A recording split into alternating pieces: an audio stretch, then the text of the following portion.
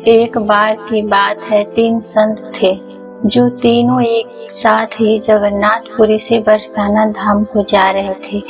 उनमें से एक संत जो वृद्ध था, वह कहने लगा कि मैं अब यमुना किनारे आसन लगाकर रहूंगा।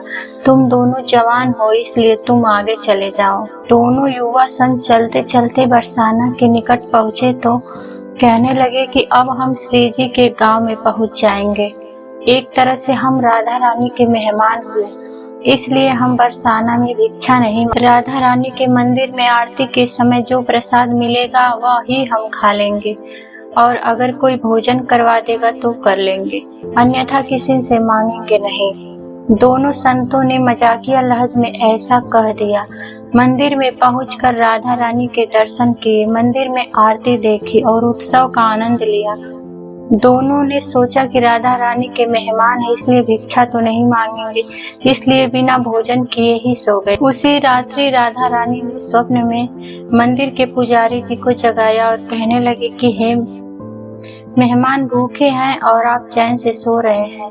पुजारी जी आश्चर्य से कहने लगे कि मेहमान कहाँ है?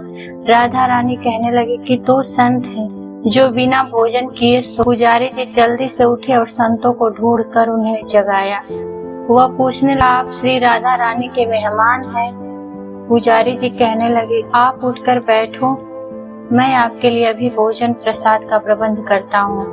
पुजारी जी मंदिर में जो भी उत्सव का भोज प्रसाद बचा था, लड्डू, खीर, रसगुल्ले, जो भी वो प्रसाद बचा था, जल्दी से दोनों को परो। दोनों संत मन ही मन सोच रहे थे कि हमने तो मजाक में कह दिया था कि हम राधा रानी के मेहमान हैं। राधा रानी ने तो सचमुच हम पर कृपा कर दी।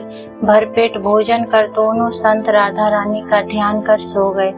तभी दोनों संत को एक ही समय पर एक जैसा सपना आया। दोनों के सपने में राधा रानी आई और लगी कि भोजन करके आपको तृप्ति हुई। दोनों संतों ने हामी भर दी।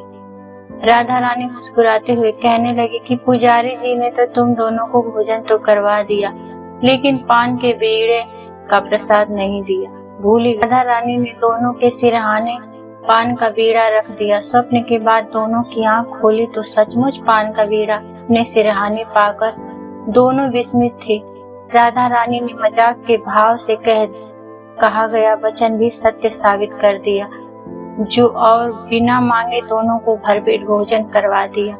सचमुच में बहुत करुणामयी है श्री राधा रानी। दोस्तों, कहानी अच्छी लगी तो प्लीज सब्सक्राइब करें।